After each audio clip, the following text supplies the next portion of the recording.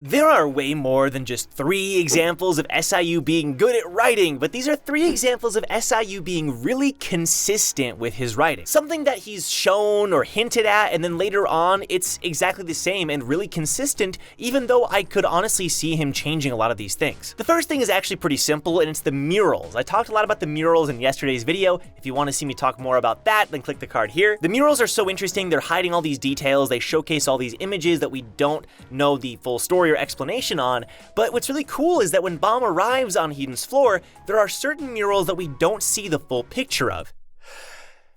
We only see part of it, we only see like half of it or whatever, but then what's so neat is that later on, over 70 chapters later, at the end of Season 1, we actually see the full version of those images. You might not think this is that big of a deal, but this was Season 1, Episode 1, and then the very end of Season 1 for SIU, and he stayed exactly like so true to what the murals already were, while also adding some of his own. I don't know, I find that really neat, like only getting shown part of this image, and then later we see the full image. I just think that's so cool. The second thing is gonna be Baylord Yama. We all know Baylord Yama is introduced in Season 3, but we actually heard his name dropped a lot in early Season 2. There's one particular scene where Chang Blarode, who's later revealed to be half canine, is talking about Yama, and when he's talking about Baylord Yama, we see this silhouetted figure with long red hair. Obviously we know this is Yama, but like way back then it's like, okay, some dude with red hair, and then over 300 chapters later we meet Yama?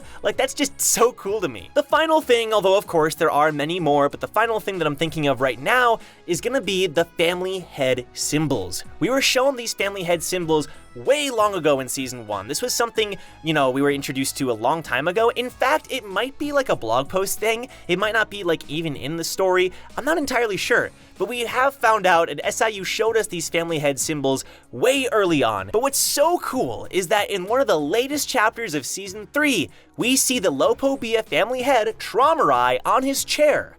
And on that chair, we can see part of a symbol that looks very close, very similar to one of the symbols we see on that old image SIU showed us. And if you're still not convinced, when Bomb is trying to get rid of that spell, we see that symbol yet again. Clearly this is the symbol of the Lopobia family, but like, I don't know, we see these images and I always assumed that maybe SIU would change them. You know, it was like, oh, are these really like canon, you know, whatever. But like, no, he stayed exactly consistent even though it's been hundreds and hundreds and hundreds of chapters. That is awesome. I feel like we gotta give SIU some credit because he really is an amazing author.